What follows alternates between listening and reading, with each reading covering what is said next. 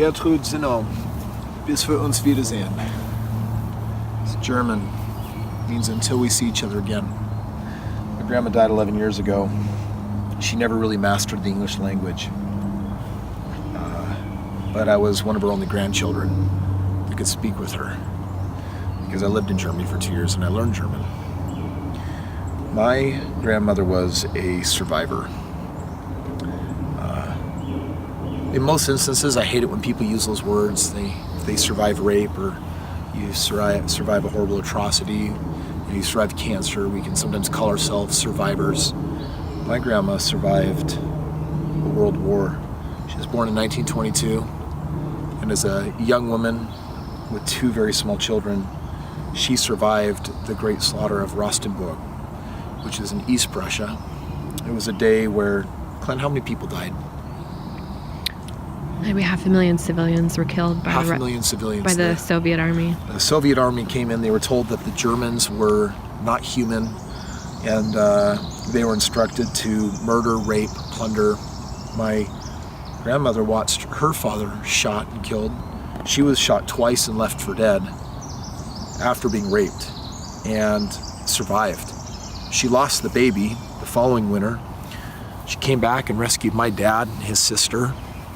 And to this day, my father loves eating his potatoes, because I think it should be Germany's national food, but it's probably just meat. And my father always said that every time he ate potatoes, it reminded him that that's how they survived when he was a young child. They would scrape rotten potatoes out of the ground through the snow, and they survived on them. You know, so I mean, I look at my family heritage and I have this uphill in the snow both ways, cold, wet, dark, dank. But that's what life was like for these people. My grandma wore a perpetual scowl on her face. She looked sad, permanently sad. But when you look at what they went through, she was drug off to concentration camp even though she wasn't Jewish, and escaped that ordeal as well.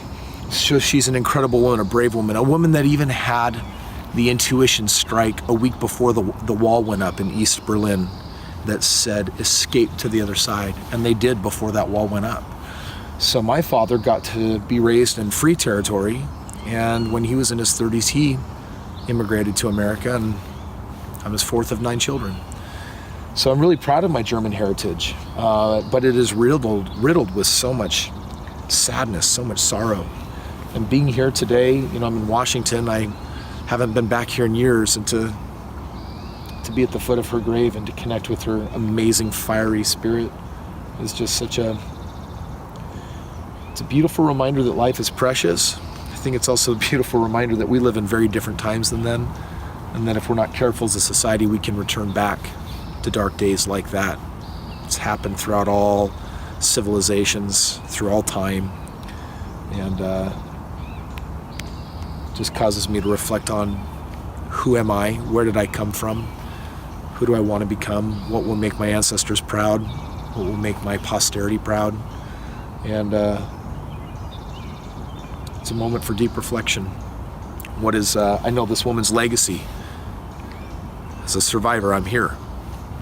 As a survivor, my dad made it out of the East. That's her legacy. She came and died in a free land.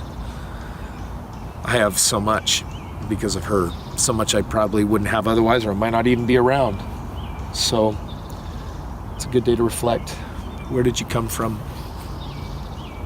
Even if it came through trial and hardship, what are you grateful for?